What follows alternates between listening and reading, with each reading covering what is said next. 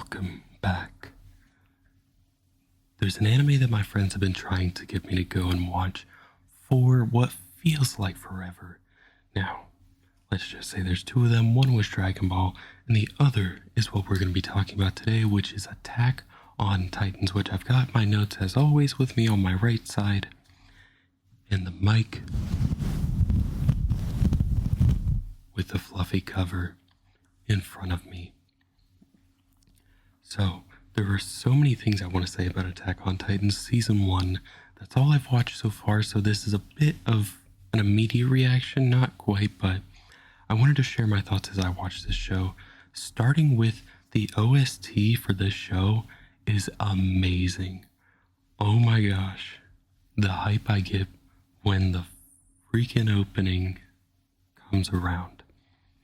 Now, sometimes I do skip it. Don't shoot the messenger. That's about a minute and a half I can save and spend that minute and a half watching another episode if I don't have enough time. You know, those intro skips really do add up time. But I can go back and watch them on Spotify or listen to them on Spotify if I want. Alright, The Fall of Shiganshina is episodes 1 and 2. And there's a couple things here that I want to talk about. The first Titan attack in over 100 years, that seems like a pretty important thing. We get to see a little bit of the scouts, a little bit of how Eren came to be who he is when we first meet him. He has a fascination with the scouts, even though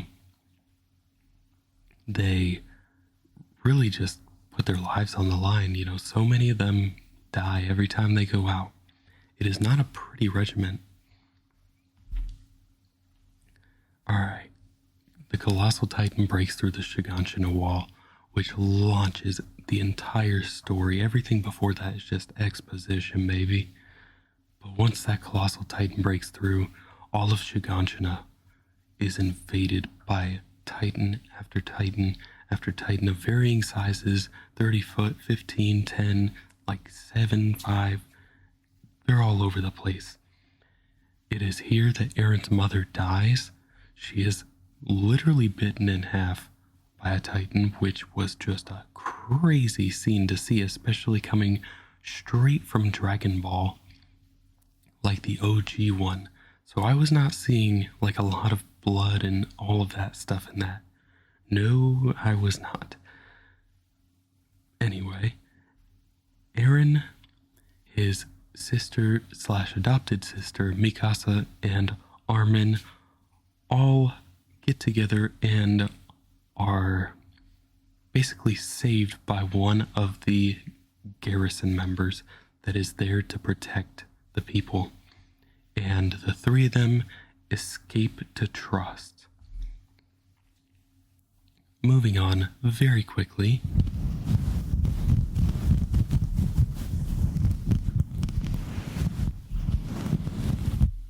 Humanity Rises Again, episodes 3 and episodes 4. Eren, Armin, and Mikasa join the Cadet Corps, and they train together for what feels like years. I mean, like literally no, but the montage does make it seem like they've been at it for year after year after year after year. But it's very good at keeping your attention, keeping your focus. There's not too much happening, but also enough to where it's interesting. Mikasa graduates top of the class, while Eren nearly fails when it comes to just balancing on wires. He's got the heart, but he certainly did not have the skill to back it up at first. But Mikasa, even though she graduated top of her class, is bound and determined to stay with Eren. Not only because she was saved by Eren earlier in her life, we'll talk about that more later, but while they were escaping Shiganshina, Mikasa swore to Eren's mother that she would look after him, she would protect him, and that is exactly what she plans to do. This is also the place where Aaron gains his rival, Jean. The two have this weird chemistry where it's like, I don't like you, but dang, I respect you. They eventually grow to respect each other, that's the important part. A female cadet named Annie quietly is a top tier, not only cadet, but character. She is so interesting in the fact that we know so little about her.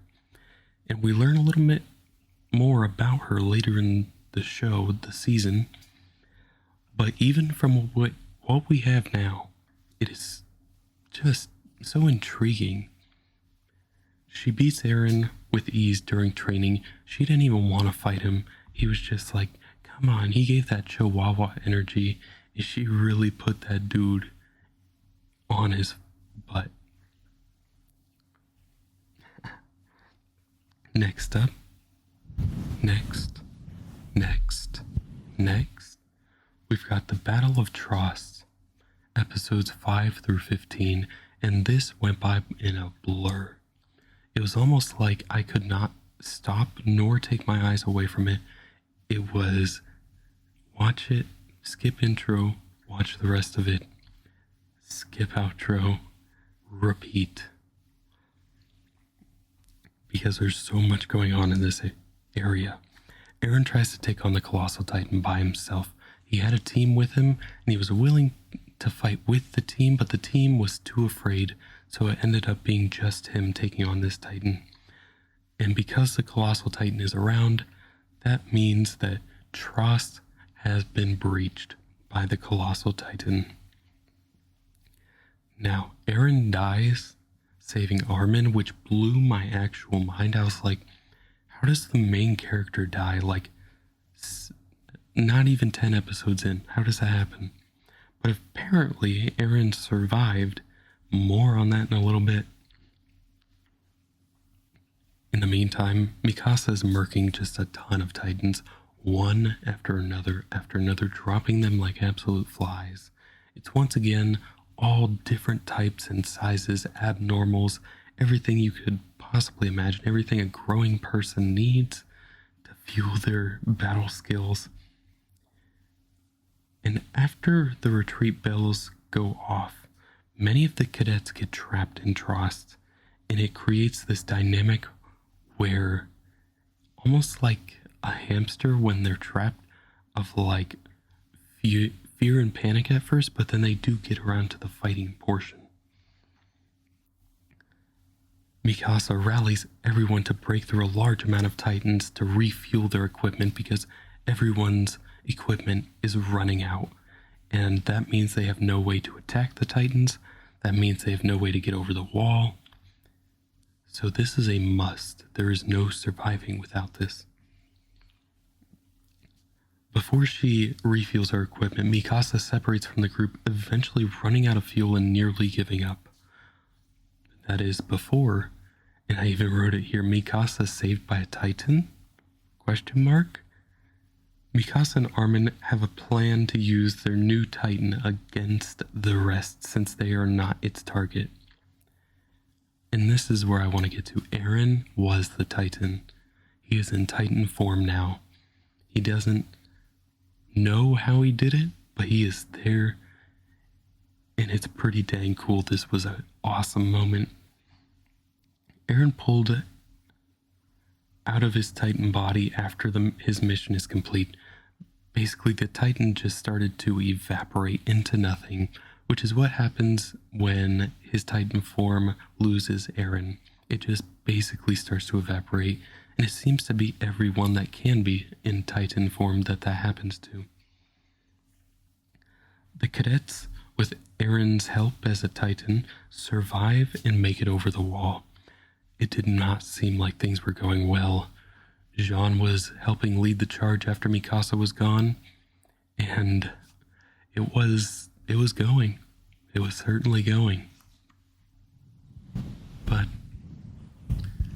Jean is not Mikasa.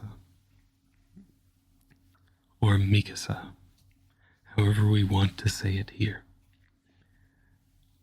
Mikasa, Armin, and Aaron are put in front of a firing squad where Aaron transformed partially back into Titan to save his friends. This is a pivotal moment. Every single minute, tensions rise to the brim. I hope my hands off camera to really emphasize that tensions were just so ready, so high at a boiling point that the moment the lid was going to be off, it was going to just go down. Luckily, that did not happen. Now, a shot was fired, I will say that. But because Aaron saved his friends by turning into that Titan form, he put a hand out, stopped the cannonball, and saved his friends that way. Armin is tasked with the lives of himself, Aaron, and Mikasa to talk to the commander and convince him not to kill them because of Aaron's powers.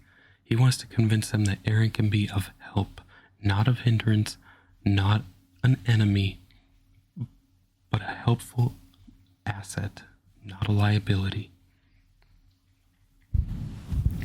The captain almost kills them out of fear, but right before he could, Commander Pixis saves Armin, Aaron, and Mikasa. Armin talks Pixis into using Aaron as a weapon to take back Trost. For the first time ever, the humans can fight back against the Titans, not just defend, but attack. The hunted becomes the hunters. The plan is for Aaron to put a boulder in front of the entrance that the Titans are coming through in the Trost. That is where the Colossal Titan bashed his way through and where all the Titans are flooding in. Now, there's a little bit of stuff there that was human-made, spikes and everything, and literally it's just stuff to them. Like, it's slowing them down. That's it. But that plan is successful, though they nearly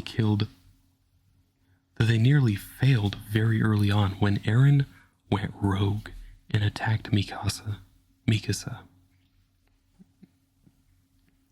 The cost was once again high, but Trost is taken back. That is the first just half of season 1. My thoughts on that? Dang, just wow.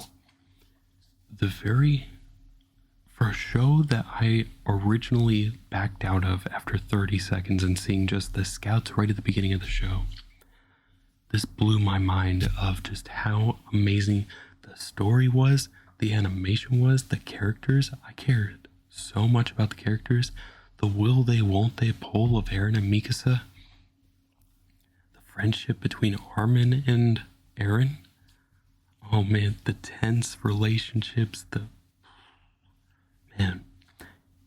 fantastic show up to this point. Night before counter-offensive. Episodes 14, 15, and 16. After everything, Aaron is imprisoned and put in a court of law to decide his fate. I know, that is a step. That is certainly a step. But hang with me here. The military police want him dead, but the scouts want him alive. And the scouts, if you remember, is who he wants to join in the first place. The scouts win after Captain Levi beats Aaron in front of everybody in the court. The Titans that were two Titans were captured, and overnight they were killed when Section Commander Hanji is talking through the night with Aaron. So while she's in the cafeteria, in the mess hall, with Aaron basically explaining why she does what she does, somebody, we don't know up to this point who, comes in, kills them, and then just disappears into the night. Her goal, though, Commander Hanji, is to learn the deeper aspects about the Titans. It's super noble what Commander Hanji is trying to do. She's trying to figure out what makes Titans Titans, figure out their strengths and their weaknesses, and, do they have personalities? And she gives them all names and everything else. She treats him like a superhumane lab rat in the best way you can possibly do that. Many of the cadets established in earlier episodes follow Aaron and join the Scouts. That includes his rival Jean, who more than anything wanted to be a military police, but eventually he joins the Scouts, and we get to see more of that bitter rivalry unfold. But like I said, there's a respect there. It's not just bitter, batter. It's more like bitter, hey, batter, wow. If that doesn't explain it, I don't know what will. This section, while it was short, was really necessary to the very next section, which was the expedition from beyond the walls. We got to learn a little bit more about the scout regiment that Aaron had joined. We learned a little bit about Commander Hanji, Captain Levi, a very little amount about Captain Levi, but a lot about Commander Hanji, and we got to see Aaron's old friends join the Scouts. Everyone except Annie. Annie is still off doing her own thing with the military police, safe and secure, very far away from the wall. Especially the trust wall. She's in the inner city.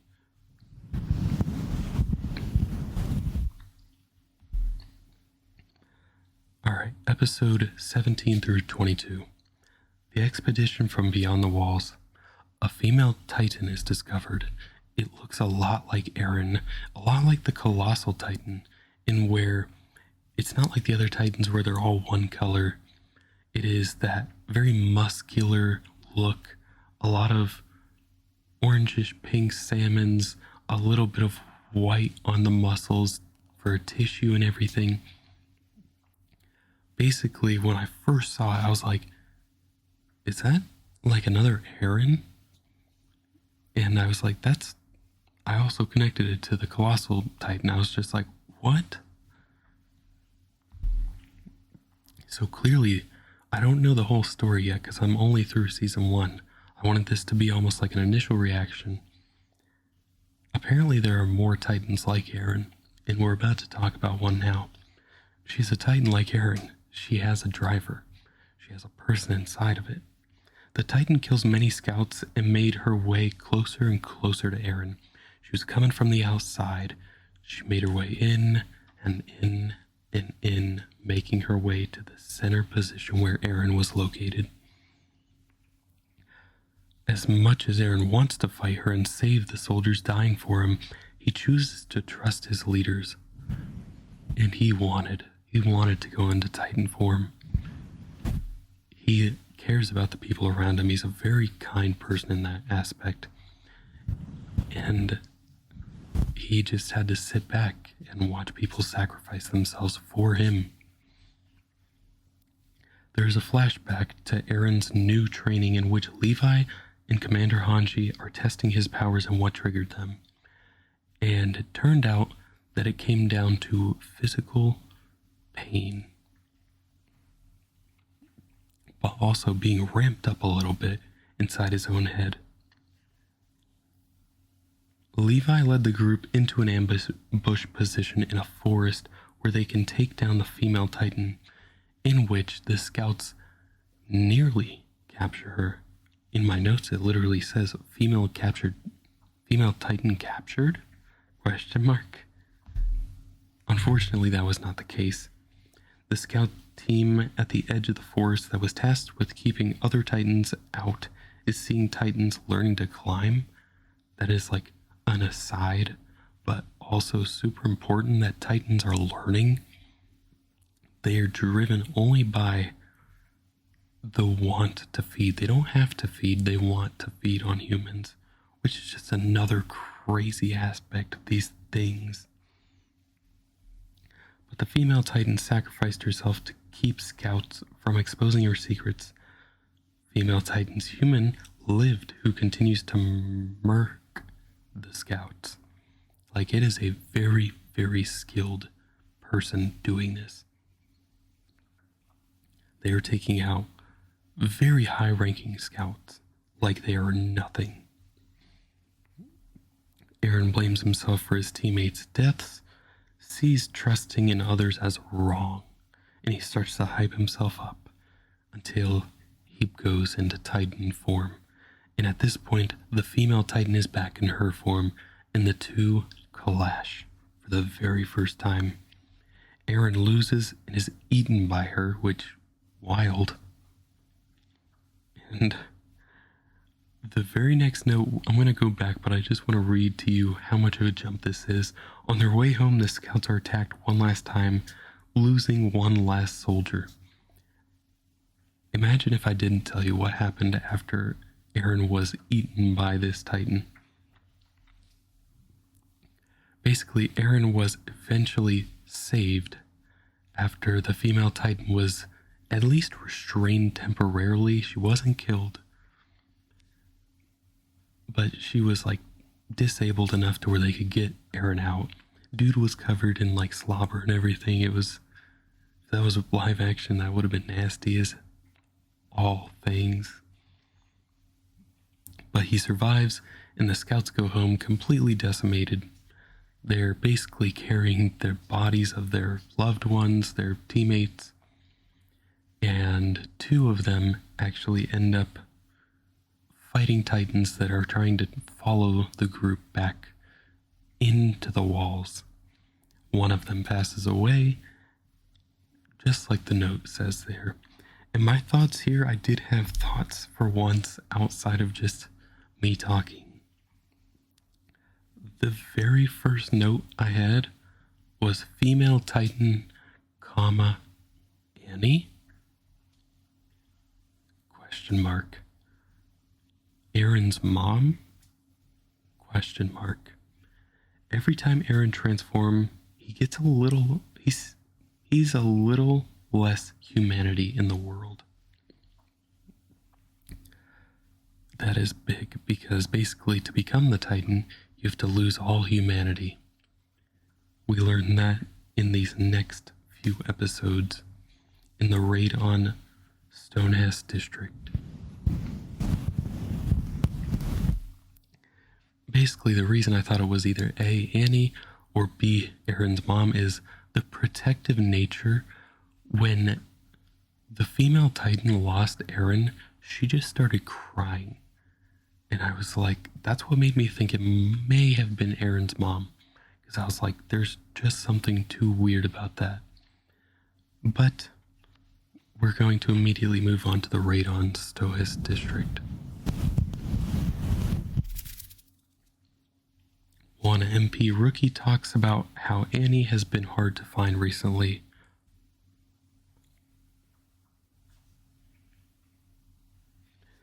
Annie is still cold towards others. She's very to herself still. Armin talks Annie into helping Aaron, Mikasa, and him to hide Aaron. And it was all a ruse to corner Annie. Annie admits to being the female Titan. Oh yes, we're speeding up because I want you to feel how it felt. She activates her Titan abilities while they were going to try to lead her underground. It didn't work. She's now a Titan in the Stonehouse District, in the most inner wall. What's supposed to be the safest place is now a battleground almost. Hearing Annie laugh was unsettling as anything. And Armin gives the biggest hint of Aaron can change to Titan form, give up humanity, fight fire with fire. And that is where Aaron truly seems to learn how to transform into a Titan at will. Aaron evolves into a fire-type Titan. Aaron defeats Annie, but lets her live. He had every opportunity to end her, and he ended up not doing it, which was almost like a breath of fresh air, but also like, what's about to happen? Because she's trapped in crystal now. So what? Aaron and the scouts are acquitted and given permission to launch an attack on Titans. Wow. Saying the name of the show in the show, it's like the old Family Guy bit where he's just like,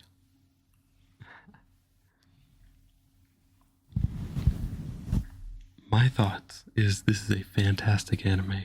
Number 1, it is a top 3 anime I've seen to date. Number 2, if you're wondering what the other 3 are, would go Dragon Ball, Death Note, Attack on Titans.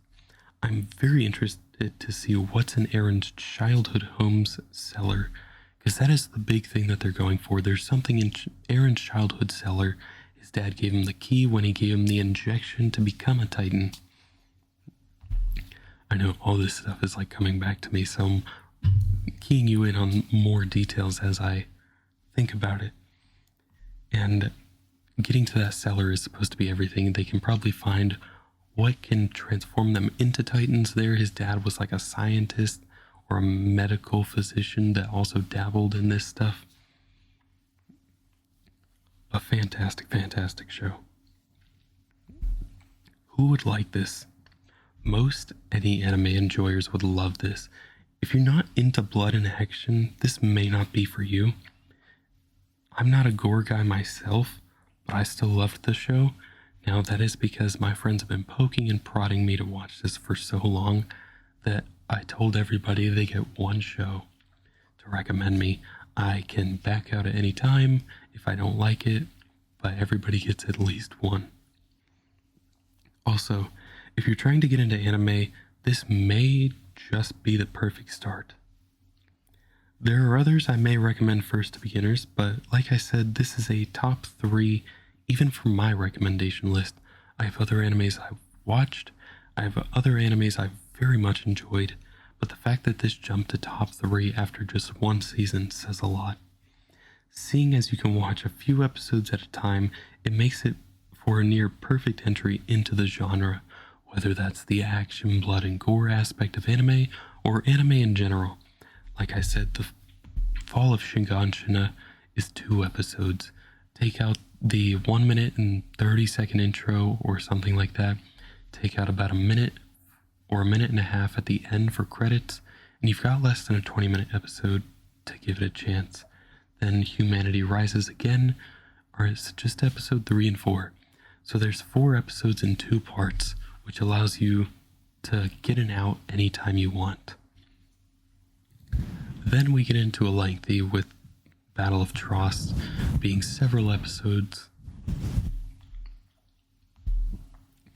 We do get a little bit of a breather with the night before counter offensive. Then we get a bit of a longer, but still not as long as the Battle of Trost, with the expedition from beyond the walls. And finally, we end on a shorter note with the raid on Stoas District. But that is it. I wanted to get my initial reactions. Let me know how you, either does the show sound enjoyable? Does it sound like something you'd watch, something you'd check out? Are you an anime fan that knows what happens in this show and want to talk more about season 1 with me in the comments? Let me know. I just want to thank you so much for watching, and I will see you in the next video.